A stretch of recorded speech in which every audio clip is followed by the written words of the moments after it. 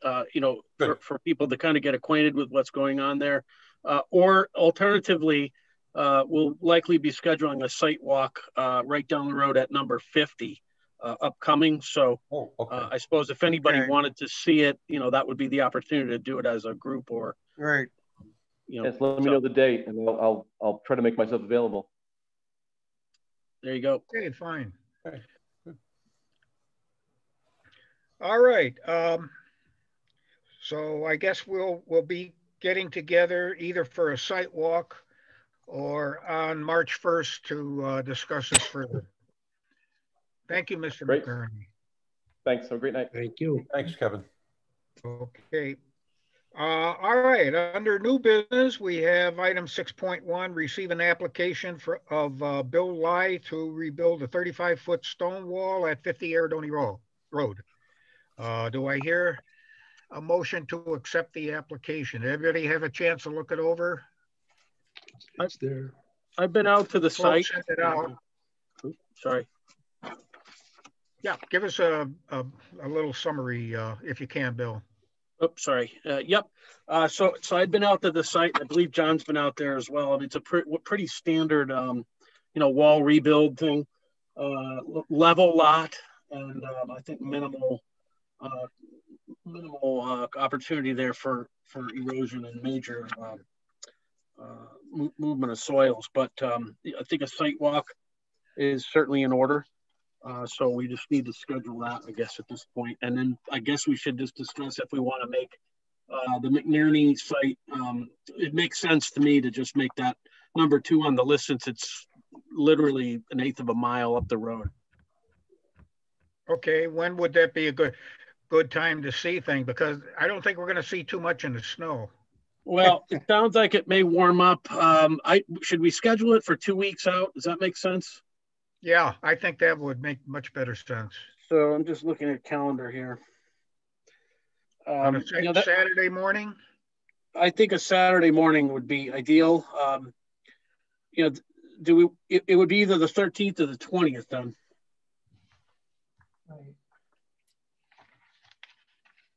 Yes. 13th is technically 10 days out. Yeah. We could try that. Okay, why don't we try the 13th? Worst case is we get bad weather and we push it a week. Yep, okay. Very good. What times? 9 o'clock? 9 o'clock. 9. Okay, so we know you sleep till 10. No. It's just a little too early for me. No, I'm usually early. Next item on the agenda is approval of the meeting minutes. Everybody get a chance to look at them? Okay, do I have a motion to? Can we, John, 1 second, can we go back and do the receive? Yep. Somebody needs to motion to receive the application. Oh, I thought we did that already. The last meeting, no. I'll move that we receive the application for. Okay, do I hear a second? I second it. All right, Chip seconded it. All in favor, raise your hands. Okay. So moved. Okay, very good. Thank you. Yep. All right, so the next is the approval of the minutes from last meeting. Do I hear a motion to approve the meeting minutes? Everybody get a chance to read them. They look pretty good. I make a motion to accept the minutes. Okay, second on that? I'll second it. All in favor, raise your hand. Okay, so moved. Audience of citizens, nobody else is here, so we don't have to worry about that. Any communications or correspondence, Bill? The only thing that I would note here is we had a letter. Let's see. It was the Sullivans at 4 Webster Lane had sent a letter into the land use department about some activity at a site that John and I toured. It's a tennis court there, and it's being prepped for development. And it will come before wetlands because John, there's a catch basin right immediately in front of the house at the street that communicates with the lake. Is that so, one on Sleepy Hollow? It's on Webster. Oh, Webster. Okay, yeah. Yeah, it's a tennis court.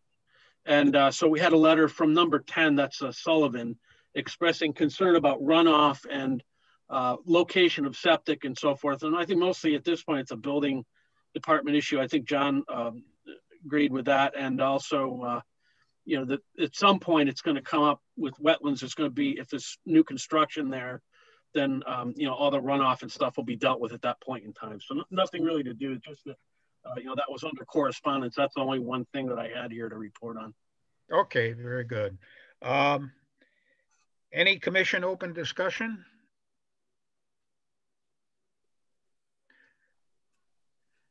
I have a question. Flo sent us a bunch of information on the what was it again? Application. Application, yeah, yep, and it isn't on our agenda, so maybe we ought to discuss that next. Yeah, I was going to do that under administrative, but yes, I think there's some things there that we should talk about. Okay, so let's do that now. I don't know if everybody had a chance to look.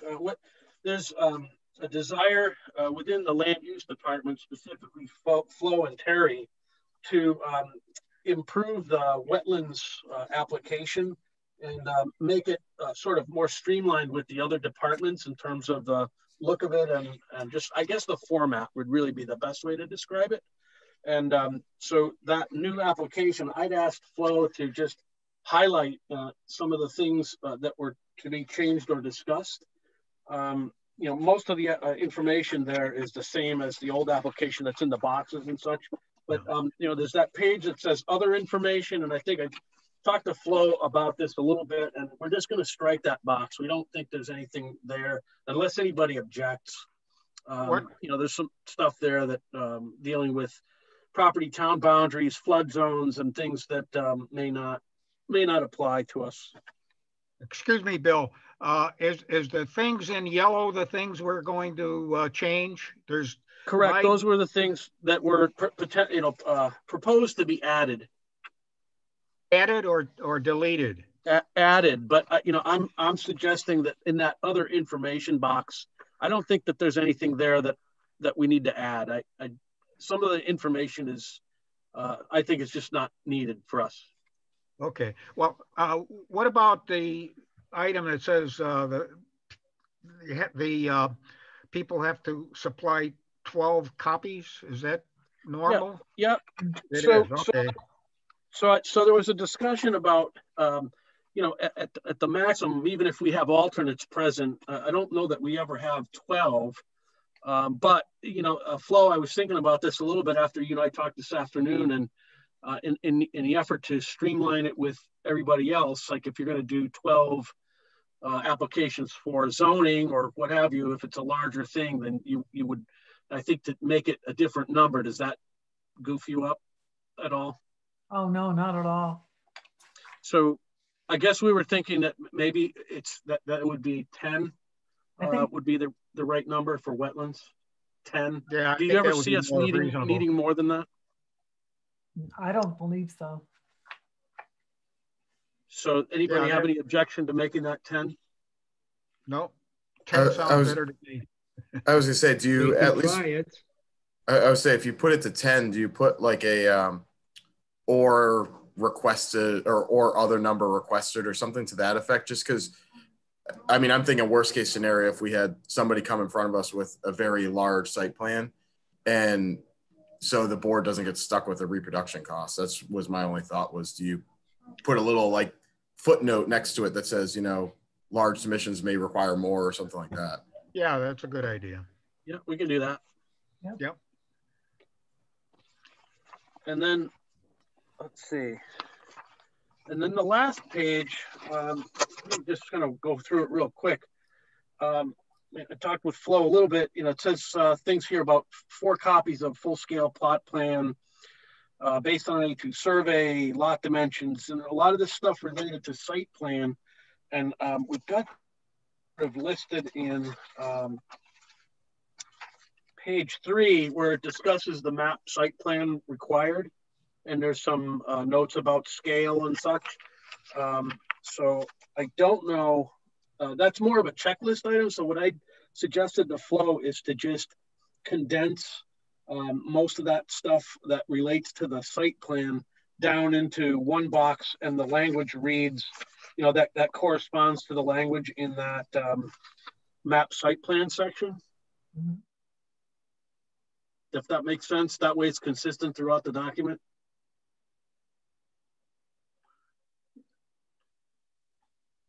Hello?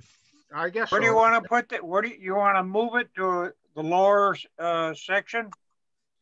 No, I just think since the stuff in there, the 4 copies of the full scale plot plan, the things that deal with the site plan itself, I think that language should just be the same as what's required on page 3, where it outlines what's required in terms of a site plan. That just that language to me should match, right? I guess I don't know where you're talking about page 3, Bill. So okay, page 3, section type that says map/site plan required for all applications. It's on the same page where we talked about the 12 copies. Oh, okay. Hang on. I'll get there. Page 3. Yeah. All right. I see page 3 now. So there's a whole discussion or description of what's required for plans, and I just think any of that stuff on the checklist should match that. The language should match that. Yeah. Agreed. So you know that the other things here, existing and proposed impervious cover, I don't think that pertains to us. I think that gets dealt with in the nutrient allocation worksheet. So that may be addressed before it comes to us. Yeah. The topography, location of wetlands, et cetera, date, scale, north arrow, to me, that all pertains to the plan. And so I think that's sort of just consolidated into one. Does anybody have any opinion about that impervious cover issue? No. So do we strike that then? I'd be fine with that. I mean, if we ever had a question and we want to know that, we can always ask at a later date. So we'll strike that, and then just make sure that the language about the plan match on the checklist matches what says on the application. Is that right? Okay.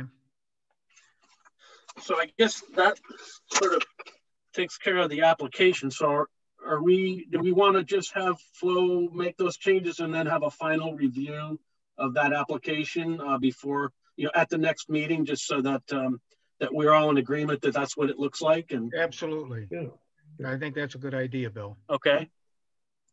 The other thing I wanted to talk about with respect to the application is I think something that needs to be streamlined. I find the fee structure confusing, and I talked to John about it. I talked to Flo, and I tried to get a handle on kind of what people in the office. I think we need to be consistent about what we tell people about the fee structure, right? And so, like, to me, I would like to. I'd almost like to eliminate where under where it says. I don't know if anybody looking at that. Application procedures would be on page 2. Where it talks about the fee structure. And so you have a lot of stuff there that I think could be streamlined that make it simpler. I picture like, I'm Mr. Smith and I walk into the land use office and I want to put a shed on my property. I just want to know how much to write the check for. Exactly. Yeah.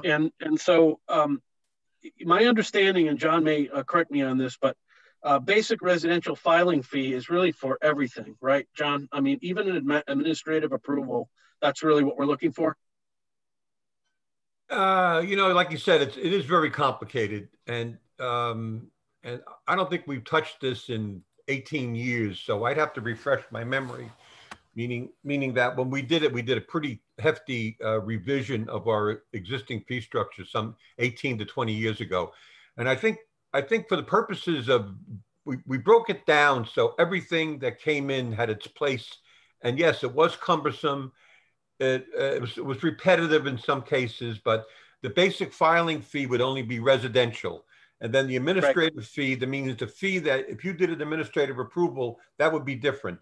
And if it was a commercial fee, that's different. And if it's a subdivision fee, that's different. And if it's a subdivision with one lot, that's a different fee. If it's a subdivision with a road, that's a different fee. If it's an application that has filling of wetlands, that's a different fee. If it's an application that fills a stream, that's a different fee per linear foot of stream that you fill. So you're right. There's a lot to it, and any attempt, I mean, any consideration for making it easier and still getting the whole purpose of this was not to get stuck with a $3,000 fee from an engineer or an attorney or whatever. So I think we did that. And what I just mentioned, those dozen fees are just basically what we think it would cost us to review the application, meaning your time, Bill, and the secretary's time, the attorney's time, the environmental consultant's time, the engineer's time, that if we have to hire an engineer or the town engineer, that's all covered under a different fee structure. So whatever you do is fine for the commercial, residential, and the administrative approval. You can make that all one fee. We're not going to lose money by streamlining that, as long as we keep the consulting fees to be paid by the applicant, as long as we keep the fee for the notice, legal notice. You know, legal notices when Tip and I were back in 1990s cost $30. Today, a legal notice is $180. And on some applications, you need 3 legal notices. So that's like close to $500. We don't want to get stuck with that. So we had to make sure that our fee structure stated that the applicant was responsible for any legal notices. And on some applications, it's literally 3 legal notices. So I guess I'm going off on a tangent because I'm trying to refresh my memory as I go through this. I think the residential, commercial, and all that stuff, if you want to streamline that, that's not a problem. I just think that certain fees have to be kept where they are, and that's the cost of the town to hire a consultant to review a plan, and the legal notice fees and the engineer's fees. But aside from that, I think you could make it easier for the applicant to understand, certainly, and knock yourself out. I think, you know, I would say, you know, 90% of the things that come through, maybe not 90%, but you know, a lot of these things are residential. So I guess that, you know, if we could do something that covers most of what we are working on, that would help. And I think it makes it easier for the residents that come in to file an application. So what I'd like to do is, you know, residential is X. If it's 360, that's fine. And then commercial, we'll keep it at the 460. Maybe we could have some language in there that says simply more complex applications will incur other fees on an individual basis. Maybe it could read something like that. I don't know if anybody else has any. It's just sort of a What I might suggest is to make up a table, and you could put residential, simple fees, residential fees, engineering fees, etc. And a person could just look at this table and see where they stand. And you could define just what we mean by commercial, engineering costs and things like that. If it was in a tab form, I think it would be easy for the person to read. So maybe I'll work on a draft of some language and a document there that I think that's right. Maybe residential filing fees, and then you know, like for example, rebuilding a lake wall, a shed, you know, whatever it is, you know, that sort of mentioned in there. Right. Yep. I think that would be good. I think making this a little simpler would help everybody, and you know, that way, the office and me and everybody is sort of telling people the right thing, you know. Yeah. Right. So I'll guess for the next simplify it would help. Well, I think it would be good to do that. So I'm going to work on a sort of a draft of that, basically that page, and then I'll have that, give it the flow, and then we'll circulate that before the next meeting, for the March meeting. Good. Okay, very Excellent. good. Excellent. Thank you, Bill. Okay, I guess administrative reports, anything else going on? There's a few jobs around the lake, mostly that are open. The Price lake wall. I don't know that anybody, I think it was just John and Flo and myself and Mr. Price that were on that site walk, but it's at 114 Route 87. Mhm. And I've been by there quite a number of times, and I'm sure, I think John has as well. And the job is being executed very well. The wall is substantial. It's mortared construction. It's very rugged. And they went a little bit further with the site work. I think they, I questioned, they brought in some topsoil to backfill. I think the clearing went a little beyond what we talked about in the initial meeting. And Mr. Price had just basically said, well, everything was looking so good, and I had the chipper there, and I wanted to just kind of keep going. So I told them we're not going to make a huge issue out of it, but we're going to give some additional erosion and sedimentation requirements to just keep that stable, especially since it's it's February 1st. It's going to be a while before anything is restabilized there. So I had a discussion with him about that, and there were some minor concerns about, when they took the wall apart, some of the excavated materials from behind ended up in the lake bed. And so it really didn't get, that part of it really didn't get done like we had described, where you'd put a tarp down on the lake bed first. So, I think John and I both individually have talked to him about making sure that when the job is cleaned up, just rake any of that material up off the lake bed so that there's no material that doesn't belong there. So that was the basic gist of Price. And then Balmer, which is being done by Jim Blair, is underway across the other side of the lake from Price on Webster, and I've visited there a number of times. I went by there Friday. It was extremely cold, so it's still no risk of anything eroding. The road that was put in there was frozen. We had some sort of minor issues with silt fence there. It wasn't really towed in and installed properly, but I think the job is otherwise being executed very well. And, I'm in regular contact with Jim Blair. And then the other job that he has underway is, of course, Walsh. And I spoke to him on Friday, and they're, sort of in the final phase there of getting that buttoned up, but mostly that's stable and has been for a number of weeks. So again, flat site, very little capacity for erosion. As far as administrative approvals, I had, John, I guess, had one that was sort of overlapped with me. There's a new construction on Route 87, Scott Keegan. And it's an open field there. And John pointed out to me on one of the first site walks that we went on together that there's a small pocket of wetlands there, just basically by soil classification. There's some Woodbridge soils there. And so, that was the reason for the wetlands permit, but an administrative approval has been granted there because there's minimal, it's not a high value wetland system. And, there's very little capacity for pollution, et cetera. So, so that was granted. And then I've got another one that I'm working on. Application just came in today, 14 Lakeview Terrace.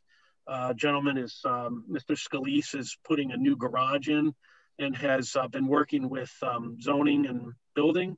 So there's a plan to put infiltrators there to deal with roof runoff and so forth. So I'm due to go over and meet with him to just do a quick site walk, but it's just outside the guidelines that John had described to me, where you could issue an administrative approval for something on the lake. We're at 55 feet from the lake. And so I didn't, it didn't seem like we'd need to go out there and have a big site walk at this point over that. So I'm sort of handling that administratively. And I think that was it. A couple of sheds that are pending, nothing else too involved. Okay, very good. Thank you, Bill. I guess that's the last item on our agenda. So do I hear a motion to adjourn? If there's nothing else. Somebody want to make a motion? We'll move to adjourn. Second? Second. All in favor? Aye. Okay. Have a good weekend. Take Thanks, care, everybody. guys. Hey, guys, I did a screenshot while he's all sat there, so I've captured this. I've captured a screen. You know what a screenshot is, right? No? You do. Yeah. Ian knows what a screenshot is. You know what a screenshot is? You hit your window button and you hit screen and it takes a picture of the screen. So I'm gonna have this now hanging up on my kitchen wall. And throw darts at it. What? All right, thanks. Okay. Okay. Good night. Good night, everybody. Good night, everybody. Good night.